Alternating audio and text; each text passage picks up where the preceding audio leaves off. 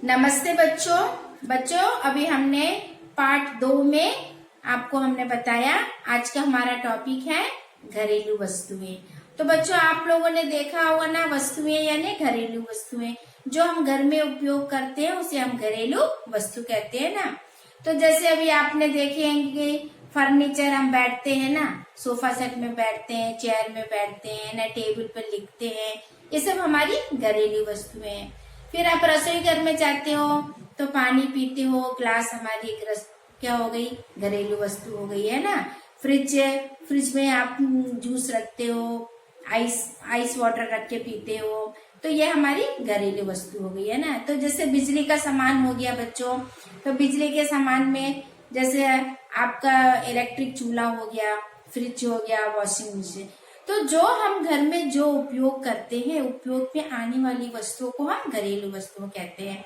इसी प्रकार जूता, चप्पल, ये सब भी हमारी घरेलू वस्तुएं हैं। और बच्चों और हमने आपको बताया था कि वस्तुएं है ना, कुछ वस्तुएं पानी में तैरती हैं और कुछ वस्तुएं पानी में डूबती है ना।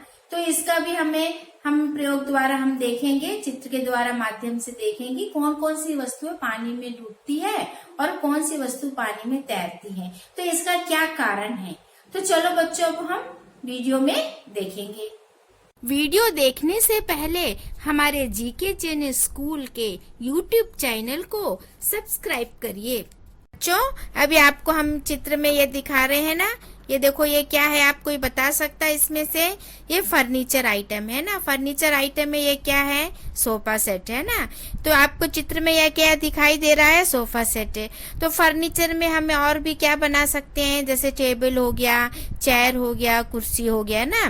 तो अभी नेक्स्ट ये देखो चित्र में आपको बता सकते हैं ये क्या क्या है, कौन कौन सी वस्तुएं हैं। इस वस्तु को हम कहाँ पर उपयोग करते हैं बच्चों? कोई बता सकता है? ये सारी वस्तुएं हमारी रसोई घर में उपयोग में लाई जाती है ना। तो रसोई घर में हम सब कुछ उपयोग में लाते हैं ना।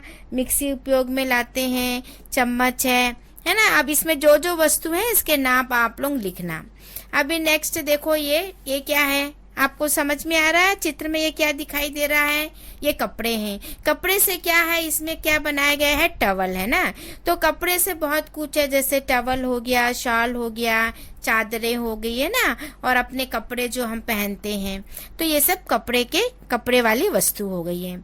अभी आप देख रहे बच्चों ये क्या है, ये ना शू है ना, ये जूता है, चप्पल, जूते, ये सब भी हम कहाँ पर उपयोग करते हैं? सब कोई बता सकता है? ये सब हम अपने घरों में उपयोग करते हैं। बच्चों अभी नेक्स्ट इधर देखना है, बिजली से बनने वाली सामान हो गया ना। तो अभी आपको चित्र में क्या क्या दिखाई दे रहा है? देखो पंखा है ना, टेबल पंखा है, ऊपर सीलिंग पंखा है, उसके बाद एसी है, यहाँ पे देखो वॉशिंग मशीन है ना, ये देखो फ्रिज है ना। तो ये क्या है, अपना टीवी हो गया। तो ये सब हमारे बिजली के सामान है ना। तो बच्चों आपने हमने आपको जो चित्र दिखाया उससे आपको क्या समझ में आया? ये सारी वस्तुएं घरेलू वस्तुएं हैं। जो अभी हमने आपको बहुत सारे चित्र दिखाए ना, तो आप लोग ने बताया ना कि इसका उपयोग हम कहाँ कहाँ करते हैं ना। तो ये सभी वस्तुएं घरेलू वस्तुएं कहलाती है ना।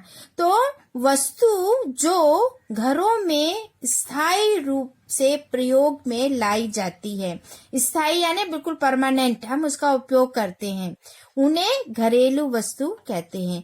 तो बच्चों वस्तु जो घरों में स्थायी रूप में से प्रयोग में लाई जाती है उन्हें घरेलू वस्तु कहते हैं। जैसे उदाहरण के लिए अभी हमने आपको फर्नीचर बताया था, फिर रसोई घर में उपयोगी वस्तुएं हमने आपको बताए थे, कितनी सारी वस्तुएं ना, सबका नाम लिखना। फिर हमने आपको कपड़े बताए थे, टवल बताए थे, और क्या कपड़े हैं आप अपने मन से लिखना। फिर हमने आपको जूते बताए, जूते, चप्पल है ना। फिर हमने आपको बिजली के सामान आदि बताया ना। तो बिजली के सामान में हमारा बल्ब भी आ जाएगा, ट्यूबलाइट आ जाएगा ना। तो ये सभी हमारी क्या है, घरेलू वस्तुएं है ना। तो वस्तु जो घरों में स्थायी रूप से प्रयोग में लाई जाती है उन्हें घरेलू वस्तु कहते हैं।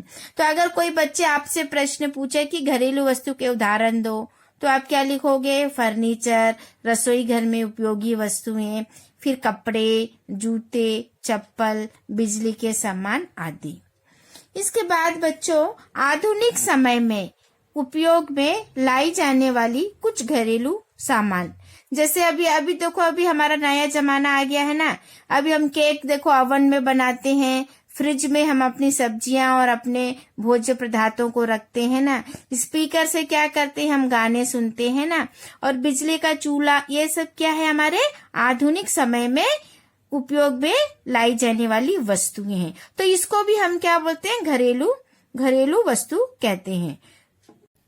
बच्चों अभी आपको ये चित्र दिखाई दे रहा है ना बच्चों, तो ये चित्र में आपको क्या क्या दिखाई दे रहा है ना। ऊपर देखो एक टब है, टब के अंदर क्या है? पानी है। टब के अंदर क्या है? पानी है। ये क्या है? प्लास्टिक की एक बॉल है। ये क्या है? एप्पल है। इसके बाजू में क्या है ना? बॉटल है ना, खाली बॉटल है। तो आप लोगों ने देखा पानी के ऊपर ये 3 वस्तुएं पानी के ऊपर दिखाई दे रही हैं, लेकिन पानी के टब के नीचे भी बहुत सारी वस्तुएं हैं। तो अभी कौन कौन सी वस्तुएं हैं? देखो कैंची है, ये फोक है ना, आप लोग मैगी बना के इसमें से खाते हो ना। और इसके बाद ये देखो मार्बल है ये, और ये देखो सिक्का है ना। तो अभी हम इसके बारे में, आपने पहले ये चित्र को ध्यान से देखना और सोचना। अभी मैं आपको प्रश्न पूछूंगी। बच्चों अभी मैंने आपको चित्र दिखाया था, एक टब में है ना। तो ऊपर आपने देखा था, एक बॉल देखा था और एक एप्पल देखा था और एक प्लास्टिक की बोतल देखा था ना। तो ये सभी हमारी वस्तुएं हैं ना। तो डूबने वाली, तैरने वाली वस्तुएं। तो आपने देखा ना, एक टब में कितनी सारी वस्तुएं थी। कुछ वस्तुएं पानी के ऊपर तैर रही थी और कुछ वस्तुएं पानी के नीचे डूबी हुई थी। तो बच्चों डूबने वाली, तैरने वाली वस्तुएं, तो वस्तुओं का पानी में डूबना, तैरना उसके घनत्व पर निर्भर करता है। बच्चों ध्यान से फिर से सुनना, वस्तुओं का पानी में डूबना, तैरना उसके घनत्व पर निर्भर करता है। जैसे अभी हमने आपको एप्पल भारी हल्की हो गई तो वो ऊपर क्या करिए? तैरने लगी। ये प्लास्टिक क्या है? हल्का है, इसलिए तैरने लगा है ना। तो उनके घनत्व पर निर्भर करता है, वस्तु के घनत्व पर निर्भर करता है। वस्तु जब किसी द्रव में डुबाई जाती है, कोई भी वस्तु अगर हम पानी में, द्रव यानी पानी हो गया, वस्तु जब किसी द्रव में डुबाई जाती है तब द्रव उस पर ऊपर की ओर दाब डालता है। तो बच्चों देखो, कोई भी वस्तु को अगर हम पानी में जब डुबोते हैं तो ऊपर की ओर क्या करता है? द्रव यानी पानी ऊपर की ओर दाब डालता है। इसको हम उत्क्षेप कहते हैं। बच्चों अगर हम कोई भी चीज साइंस में है ना, में प्रयोग करके देखना है, तो आप देखना कि क्या होगा। जब आप पानी में 2 टब ले लेना, और जब आप पानी में सिक्का, जब आप पानी में सिक्का और एक खाली बोतल पानी में डालते हैं, तो बच्चे 2 टब ले लेना, एक में सिक्का डालना और एक में खाली बोतल डालना, तब सिक्का पानी में डूब जाता है। सिक्का क्या होता है? पानी में डूब जाता है, क्योंकि सिक्के का भार उस पर लगने वाले उत्क्षेप से कम होता है। आ रहा समझ में बच्चों? क्योंकि सिक्के का भार क्या होता है? उस पर लगने वाले उत्क्षेप से कम होता है, इसलिए खाली बोतल पर लगने वाला ऊपरी दाब कम होता है। इस कारण वह पानी में तैरती है।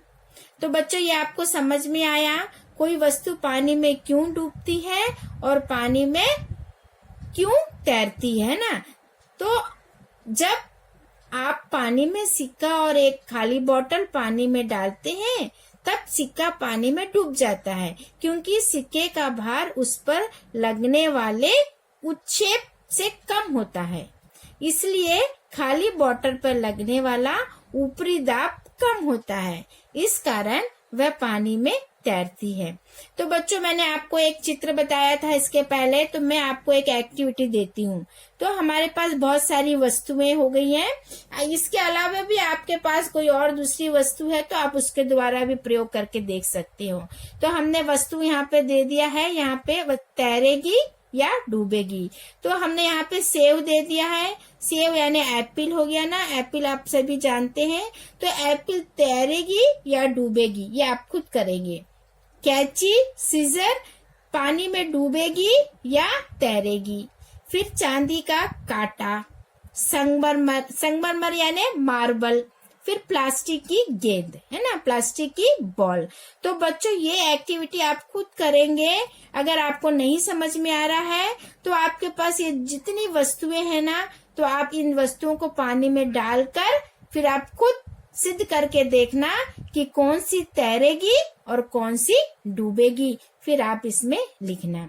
तो बच्चों और एक बात मैं आपको बताती, बच्चों आप क्या जानते हो, बच्चों आप क्या जानते हो, मछली उस पर लगने वाले उत्क्षेप को नियंत्रण कर सकती है। इस कारण वह पानी में अंदर व ऊपर तैर सकती है।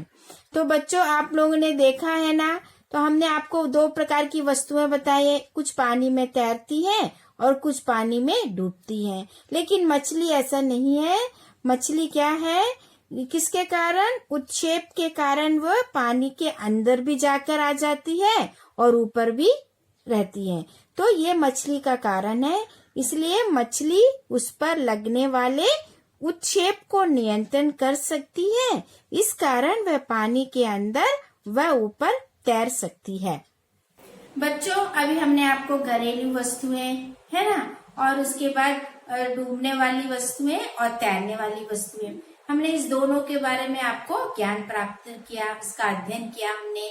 तो घरेलू वस्तु क्या होती है ना, और पानी में जो डूबने वाली और तैरने वाली वस्तु क्या है।